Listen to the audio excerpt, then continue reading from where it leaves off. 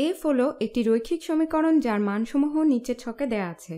তো এখানে এক্স এর বিভিন্ন মান এবং সেই এক্স এর জন্য ফাংশনটির বিভিন্ন মান দেয়া আছে। কোন লেখচিত্রগুলোতে সেই সব ফাংশন প্রকাশ পাচ্ছে যেগুলো এফ এর মতো একই হারে বৃদ্ধি পাচ্ছে। তো আগে দেখি এফ কোন হারে বৃদ্ধি পাচ্ছে। আচ্ছা, যখন এক্স 4 বৃদ্ধি পাচ্ছে তখন আমাদের ফাংশন 7 বৃদ্ধি পাচ্ছে। তাহলে আমরা এখন দেখতে পারি যে এই রেখাগুলোর মধ্যে কোনটি 7/4 হারে বৃদ্ধি পাচ্ছে। উল্লম্ব দিকে 7, আনুভূমিক দিকে প্রতি 4 বৃদ্ধিতে। এটা নির্ণয়ের সহজ উপায় হলো এফ এর দুটি বিন্দু লেখচিত্রে বসিয়ে দেখা যে বৃদ্ধির হার দেখতে কেমন হয়। তো এখানে যখন এক্স 0 তখন এফ হলো ঋণাত্মক 1। এটি হলো এই বিন্দুটি।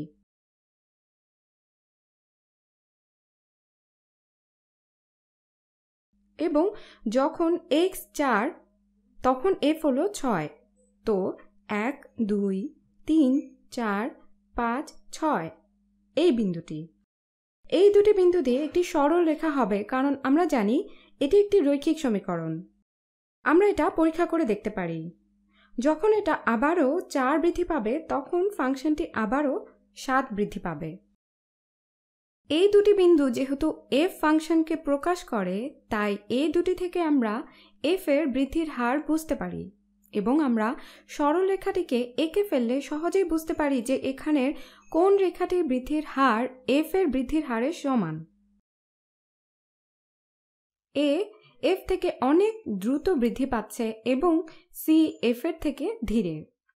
বি হ্রাস পাচ্ছে তাই এটি হিসেবের মধ্যেই পড়ছে না, কিন্তু ডি দেখে মনে হচ্ছে এটা একই হারে বৃদ্ধি পাচ্ছে। এটার ঢাল এফ এর ঢালের মতো একই রকম। তাহলে আমাদের উত্তর হবে ডি। এটা আমরা পরীক্ষা করেও দেখতে পারি।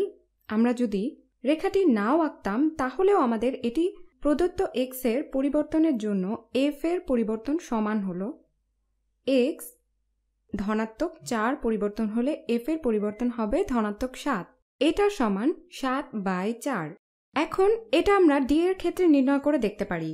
আমরা যদি এক্স অক্ষে 4 ঘর আগাই তাহলে আমরা 4 থেকে 8-এ যাচ্ছি। সেক্ষেত্রে আমাদের উল্লম্ব দিয়ে 7 ঘর পরিবর্তন করতে হবে। 1, 2, 3, 4, 5, 6, 7 এবং এটা সত্যি একই হারে বৃদ্ধি পাচ্ছে।